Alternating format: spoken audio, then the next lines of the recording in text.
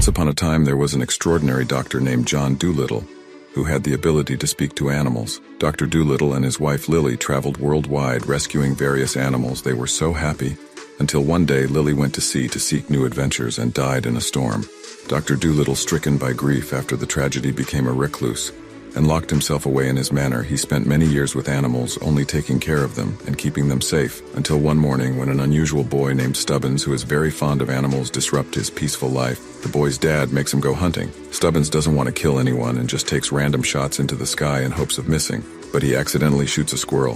His father demands that the boy finishes off the poor animal, but the boy is not up to that. He takes the wounded squirrel and rushes to Mr. Dolittle. A parrot named Polynesia shows Stubbins a secret passage into Dolittle's manor.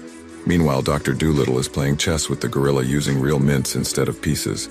Stubbins spots a bear on the property. He gets scared and gets trapped. The animal makes a lot of fuss, but Dr. Dolittle isn't a people person, so he doesn't rush to save the boy at all. Nevertheless, a young, beautiful girl with a big umbrella frees Stubbins. She is another surprise guest at Dolittle's house. She identifies herself as Lady Rose, the maid of honor to Queen Victoria Stubbins. And Rose knocks on the door. Suddenly, a gorilla shows up and growls loudly. Stubbins cries out of fright, and the gorilla cries out of fright. Back, I'm not sure which one of them got scared. More Lady Rose comes into the house and amuses with a variety of Dr. Dolittle's pets. The doctor tries to hide from the girl and drives her away, but she's a very persistent young lady. It turns out that Queen Victoria is gravely ill, and no one but a Dr. Dolittle can help her. However, he only cares about animals, not people. Stabbits asks the doctor to at least help the wounded squirrel. Dr. Dolittle carries out artificial respiration and says that a squirrel will live. The animals prepare the operating table, and Stubbins and Rose, watching awe, the gorilla and the duck act as assistants and provide a doctor with necessary tools.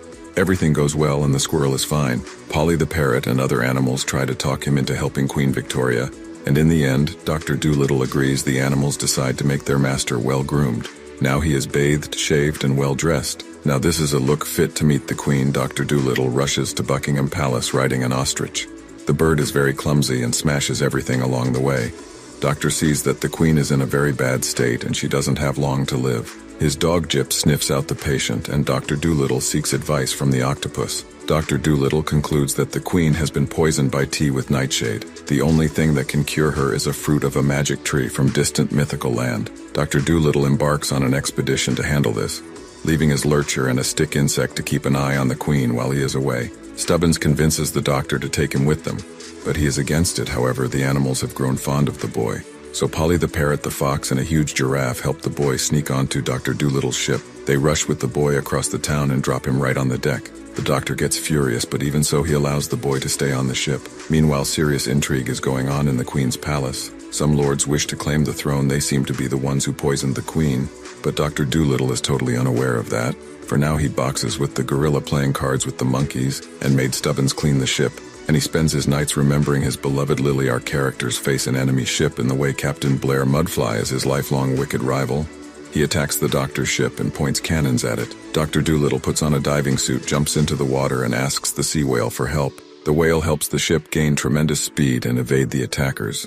The path of our heroes leads them to the pirate island where Lily was born. That doctor needs to steal his late wife's diary, for he describes the path to the magic tree. Dr. Dolittle and Stubbins are on their way to the palace in well-dressed disguises, but the desired door is locked. Doctor bribes a dragonfly and a couple of ants with sugar cubes, and the insects unlock the door. But there they face an iron door. Grill Stubbins gets through it and finds himself in a room full of lions. Fortunately, they are all asleep.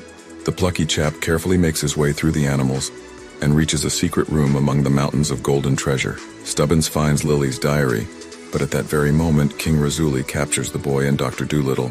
We discover that Razuli is Lily's father, and he blames Dolittle for his daughter's death, seeking revenge on him. The king looks our hero in a cage with a ferocious tiger named Barry. A mean rabbit enthusiastically watches from the next cell. Do you want to see part 2 of this video?